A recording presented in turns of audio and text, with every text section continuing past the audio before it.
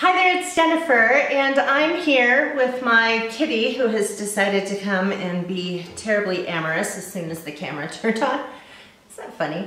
My animals just, as soon as I start talking to the camera, they all have to get involved. Mary, what are you doing?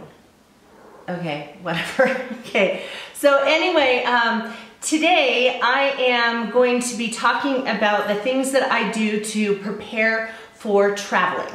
And I'm going to be going on a trip the first week of March. By the time you see this, I will already have returned from my trip. This is not a cruise or anything like that. We're going to Florida to visit my brother, and we live in Arizona, so it is, you know, it's gonna be a bit of a trip. And so we're gonna be going to visit my brother for 6 days, and there are just things that, you know, I like to think through and plan for before I go on a trip. So I've made a list, so I'll be kind of referring to that so I don't forget any of those things. But I just want to talk to you about some of those things. Now, the first thing I do when I get ready for a trip is I have my travel notebook, and I have a file saved on my computer. I change or add anything to that particular for the file for that particular trip, and then I put things into my notebook, and it sort of keeps everything organized. I take this with me on the trip. This one doesn't have as much stuff in it because it's not the same kind of trip. Normally, if we go on a cruise, I've got, you know, the luggage tags for the cruise line. I have the printouts of the excursions that we are going on, and you know, just there's all different kinds of things. The hotel we're going to be staying in. We're going and we're staying at my brother's house, so we don't even have a hotel that we're having to worry about. And so, so I have my notebook. I always do a little clip art something or other, and so I found this little Florida clip art thing that I printed out and put in this notebook. This is a notebook that I got from Staples. It is called a presentation folder. It has, it's not a binder. It doesn't have like clips that open up to insert things, but it does have a whole bunch of plastic sleeves in it that you can slide things in. So I really like it. It's flexible. It's not very thick. I can shove it into a bag, and it, you know, it can bend and things like that. So I think it's a really nice book for that. Okay, so, and then what I do, I actually have a video that goes through in detail what I put in a travel notebook. I'll link that in the space below. And then also don't forget, you can always go over to my blog at BusyBeingJen.com to take a look at the stuff that, that I, you know, that correlate to this video. But on the first page, what I have is stuff to do before the trip. And so I have it broken up into a month before, 2 weeks before, a week before, the day before. And so, so I have that a month before, at least a month before, or usually whenever we know we're going to be going on a trip, we try to line up our pet sitter, because we can't go if we don't have someone to take care of our pets. And so I feel totally comfortable leaving because I have that arranged. So anyway, the other thing that I do is it really, you can do this at any point, and I try to take care of it as early as possible just to get it out of the way so it's not one more thing to do before my trip, and that is to cancel my newspaper during the time that I'm gone. So just to put it on a vacation hold, and a lot of newspapers have a little form online that you can fill out, or you can call the newspaper and just ask them to put it on hold. I always schedule the stop of the newspaper for the day before we leave, because I want to make sure that the paper stopped. So if we're leaving on this trip on a Sunday, so I will ask for it to not come on Saturday. So on Saturday when we get up, if there's a paper there, then we need to call and say, just stop this. A week to 2 weeks before the trip, I call my credit card companies. Now, I try to slim down my wallet and not bring every credit card I have. I don't have a ton, but I don't need, there's no need to bring every credit card I have. I think there's a need to bring more than one. I think it's always good to have a credit card as a backup, but I always bring a second one, because you never know if a credit card is going to, if a bank is going to say, hey, we're noticing that there's possibly some fraudulent activity on this card, and then they put a stop on your card. And we had that for a while where every couple of weeks they were calling us and like trying to verify purchases. And finally I just said, what's going on with this? And they said, well, you know, it looks like somebody's gotten a hold of your card numbers trying to use it. And they never were successful with it, but they were probably trying to make online purchases. And I said, will you just cancel it? Give me another card. So they did. But if that happened while you were on a trip and you kept getting, you know, shut down with trying to make a purchase, that's not a great thing. So I bring a backup card. So I call the credit card companies of the 2 cards I'm going to bring, and I let them know that we're going to be on a trip. I tell them the dates and I let them know where we're going to be. That way they won't look at a purchase that's being made 2,000 miles away from my home and say, whoa, hold on, you know. So it's just a good idea to let your credit card company know. So then the week before, this is funny. It's not like you have to do this, but a week before I go on a trip, I usually clean my makeup brushes and I clean my hair brushes. And I do the makeup brushes, well, it's kind of nice just to go and have everything all nice. But if you take dirty brushes and put them in a makeup bag and stuff gets everywhere, you know, your eyeshadow residue and all that kind of stuff. So I clean those, and I also clean my hair brushes just because I notice. Do you guys ever do that? Like you go, you're pulling something out of a bag, or you're putting something in a bag, and for the first time you notice that, gosh, that brush needs to be cleaned. I clean my hair brushes once a month to begin with, and we are leaving on this trip at the beginning of March, and I always clean everything. I have a series of monthly chores. I've got a video about that too. That I'll link that below. But one of the things I do, kind of from the end into the beginning of each month, is I clean my makeup brushes and my hair brushes.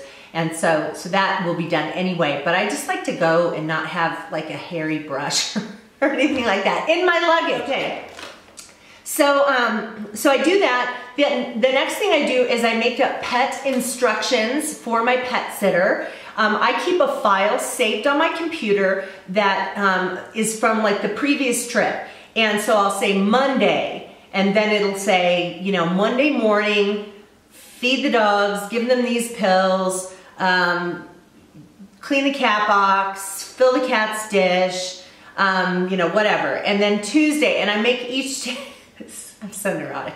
I make each day a different color so that the person who's pet sitting will look and know that, you know, everything that's red is, you know, what they're focusing on for Monday, and everything that's green is for Tuesday, and, you know, everything that's orange is for Wednesday. So it makes it a little bit easier. I'll also put on there if it's a day that the trash needs to go out, bring the trash back in. And we have those kind of mailboxes that have a key. And so I don't have the person go every day and get the mail, but I usually have them go every other day. So I put that on there, check the mail today. And so I have that saved, so I don't have to recreate it every trip. But I do need to go back in and set the correct days and see if any of the routines have changed with the pets. And then at the bottom of that set of instructions, there's also the phone number and address of our vet. I always clear with the vet that if anything happened while we were gone, is it okay if we pay when we get back? And we've been going to this particular vet for so long, they're like, yeah, whatever. So we've never had to do that, thankfully, but it is nice to know that that's kind of taken care of. I also leave my mom's phone number for the pet sitter, and in case they had a question. Of course, we're only going to be in Florida, so it's not like our pet sitter can't call us. When we're on a cruise, that's a different story because they can't get in touch with us as easily. And I will tell you that if you have pets, or say you have children and somebody is watching your children, and you at least make some time to make contact, I set up with my pet sitter when I'm on a cruise that this is the day that I will make sure that I get email access.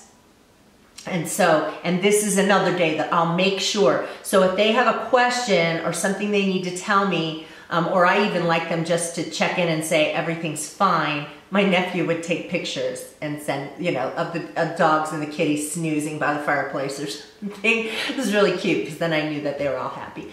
But so anyway, if I said I will make sure that I get to email by Tuesday, then they would make sure that they sent me an email by Monday night. And so you can make arrangements for that. But so anyway, all of that stuff is in there.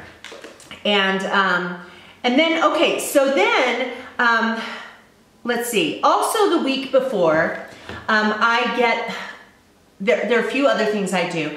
I don't know why this is a big deal to me, but I don't get my ring cleaned very often. Sometimes I wear more than one ring, but lately I've just been wearing my wedding ring. But I don't get my ring cleaned very often, but I like to have it all nice and sparkly and clean when I go on a trip. So it's kind of my excuse when I go on a vacation of, you know, it reminds me actually to get my ring cleaned. So the week before I get my rings cleaned or any other jewelry that needs to be cleaned, I take care of that. I also go and get a pedicure and sometimes a manicure. It depends. So I always want to have a nice, especially if I'm going someplace warm. If I'm going on a ski trip, well, we don't ski. I don't ski anymore. I used to, but you know, I probably wouldn't worry about it quite so much. But going on a trip to a place that's warm and probably wearing flip-flops and things like that, I just like to have my feet look nice and fresh polish on my toes. So I always set up an appointment for getting a pedicure done. I'm actually doing that today. We leave, what day is today? Today is Monday, what is it? 23rd? 23rd, I think. And so I'm gonna go today in the midst of this snowstorm and get my pedicure. I'm also planning today to get acrylic nails because my nails have just been falling apart. It's driving me crazy and I don't know why they're falling apart. And so I've been eating really healthy and yeah, vitamins, everything, I don't know. So I'm sick of it. So I'm gonna go get nails done today, but normally I would do my own fingernails unless my cuticles and the skin around my nails and stuff is looking raggy, and then I might go get a manicure. I don't like to really pay for a regular manicure because, you know, polish on your nails just doesn't last long. So I only do it if I really need to have, you know, my fingers and everything really cleaned up and looking nice. I know gel nails last longer, but gel nails dry out my nails and they also tend to crack on me for some reason. So yeah, so I don't do that. So definitely a pedicure, sometimes a manicure. Do that the week before.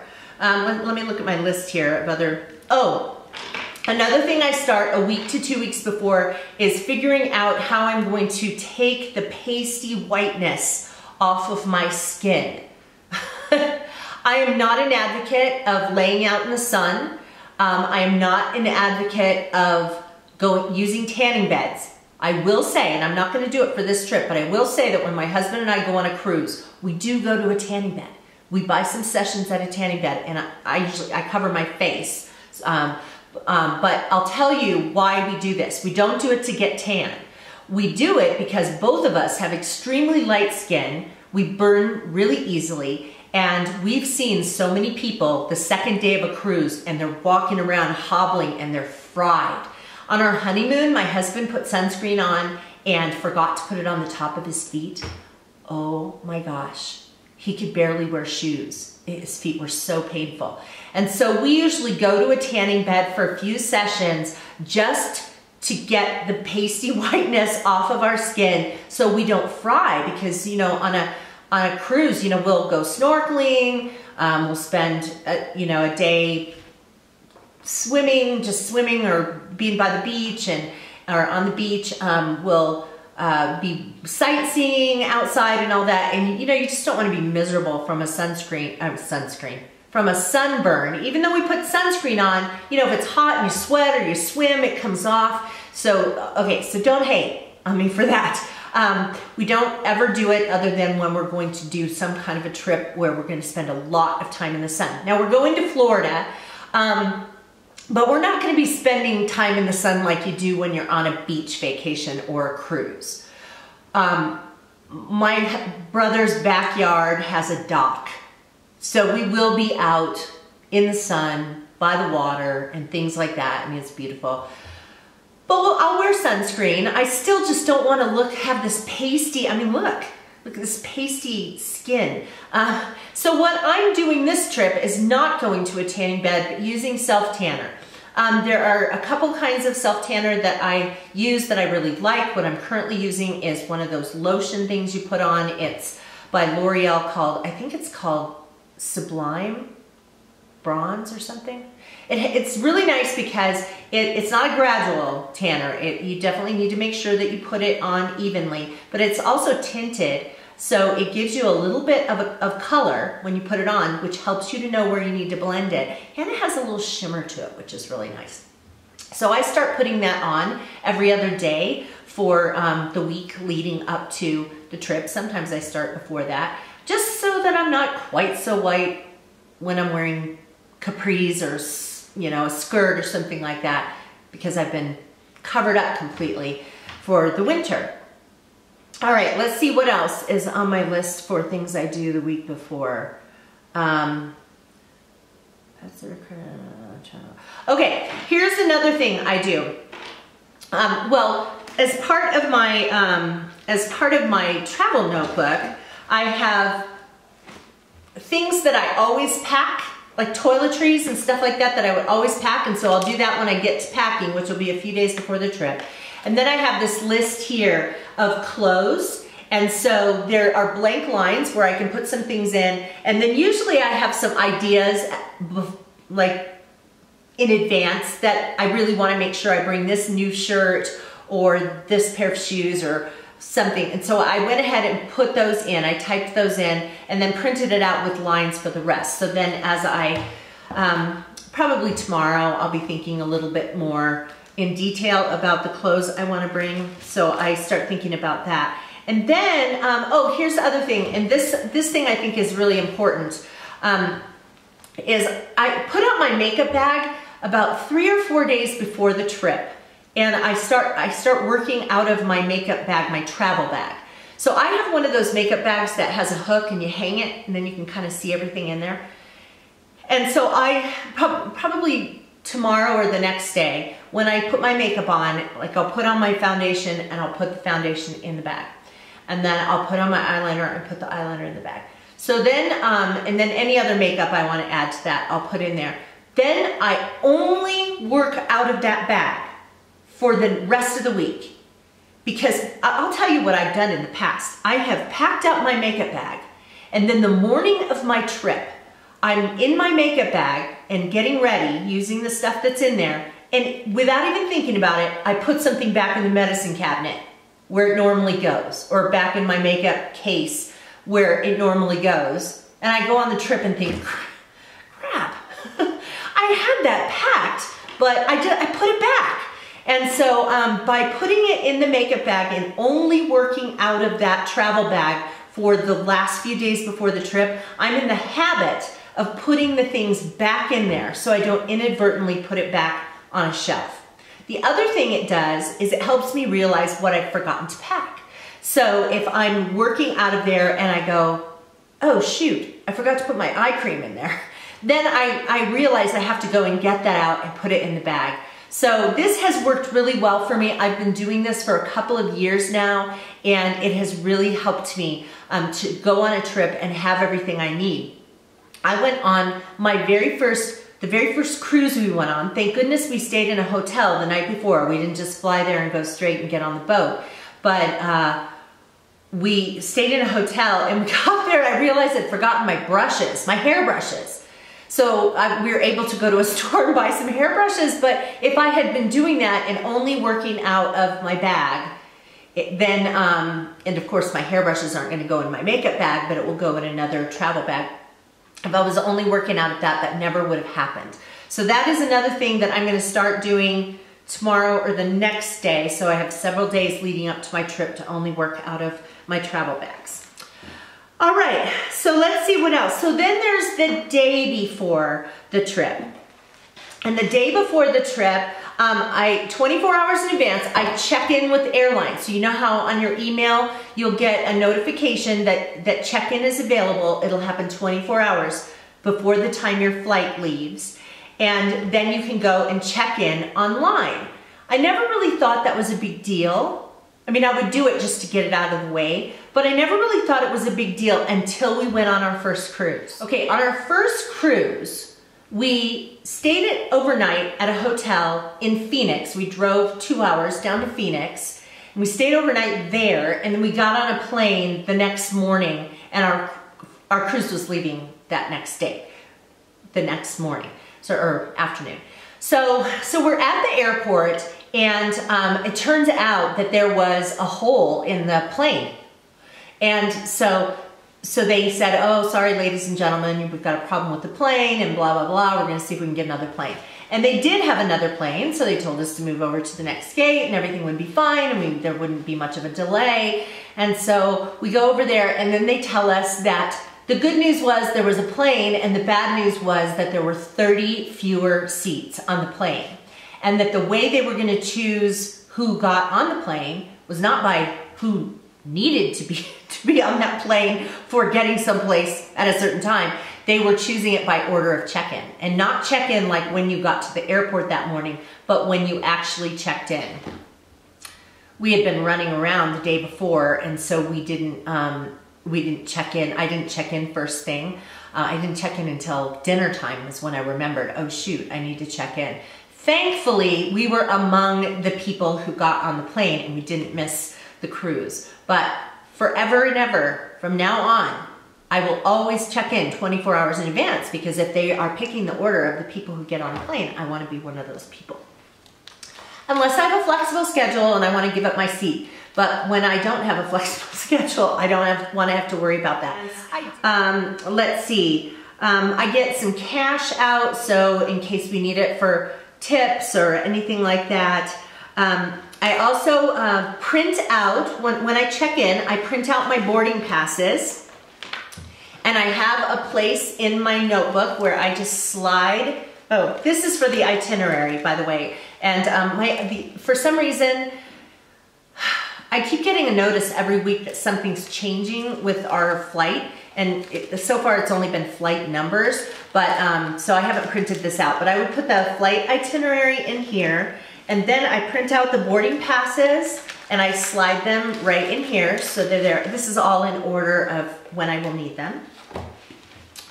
The next page, I keep passports if we need passports, and we probably will just bring passports, even though we'd probably be fine with the driver's license. But and then, oh, and just to show you, the last page in here is my daily schedule. If there's anything particular, see, this doesn't really apply so much to this trip because we're, you know, it's not like every day is planned. I do have one thing in the week that I am doing. In fact, I don't know if you guys are familiar with Terry Gigi, her channel, Terry, T-E-R-I, and then G-I-G-I. I love her channel. She lives in Florida, and we're getting together and meeting for coffee. So I'm very excited about that. So I have that on there for when I'm meeting with her. Everything else is pretty flexible for this trip, though. Okay, so I print out the boarding passes, put them in my travel notebook. I print out, I probably won't do this for this trip so much, but on cruise ship, I will print out the weather forecasts for the different places. That may sound really like, why, you know, that's just being hyper organized or whatever. Why do you need to know what the weather is? But it is useful, especially when you're going to different islands and different places on a cruise, because some places may have beautiful sunny weather and other places may have a forecast for rain and you need to bring an umbrella. And so, so I do print those out and put them in there. I put out my dog's medications the night before so that that my pet sitter has everything out and available. And we charge all of our devices that we're bringing. So we'll charge our phones, we charge our iPads, and we even have these little external batteries that will charge a phone up to 5 times and an iPad 2.5 times. It's just a $20 external battery. A USB goes in there, and so you can charge a device. So if something happens to go dead while you're traveling, you can charge that up. And then I usually try to switch over to a smaller wallet. I just don't need to bring all the stuff that's in my wallet. And so I try to switch over to something smaller. So is that everything? Yeah. So that really is everything that I do leading up to a trip. And like I said, I'm gonna link the travel notebook video below so you can check that out if you haven't seen that in the past. But I just find that by handling things in little chunks, I didn't save a whole bunch to do right before the trip, because I find leaving on a trip to be very stressful. I love traveling, but I get this real anxious, do you guys get that?